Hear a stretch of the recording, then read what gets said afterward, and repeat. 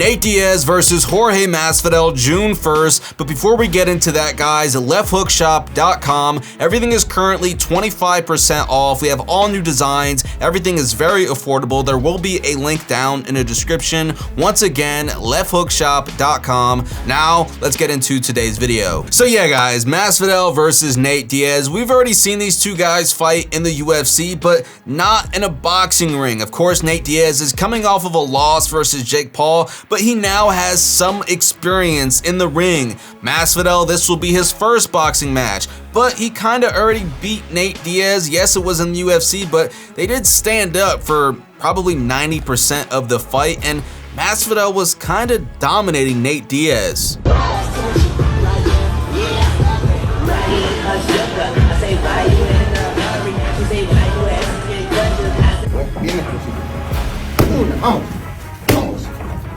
Tres, cuatro, dos, tres, cuatro, cinco.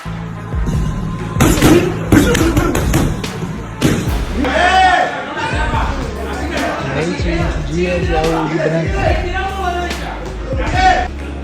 O atleta de camisa preta, luva preta, ele é ruim, nunca lutou. Nem amador, nem profissional. The thing about Nate is he doesn't have that much power in his shots. I mean, yes, he connects, but he kind of just taps you. You know, he has a nice long jab, but he hits you with it and kind of nothing happens. When Masvidal was hitting Nate Diaz, I mean, Nate was really wearing the punches. And, you know, we do know Nate Diaz cuts easily, but I think Masvidal just has more power in his shots.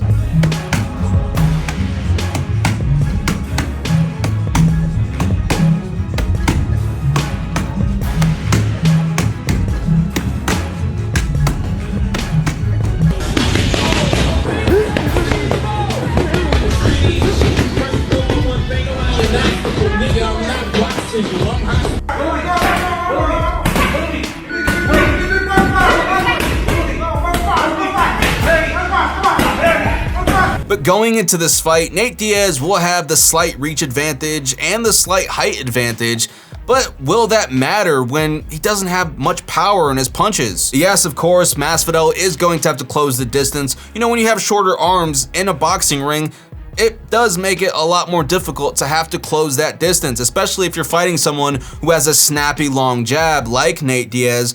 But once again, we've seen what happened in the UFC, and it's not like this fight was close. It was a total domination from Masvidal. I mean, it was so bad the ref had to come in and stop the fight.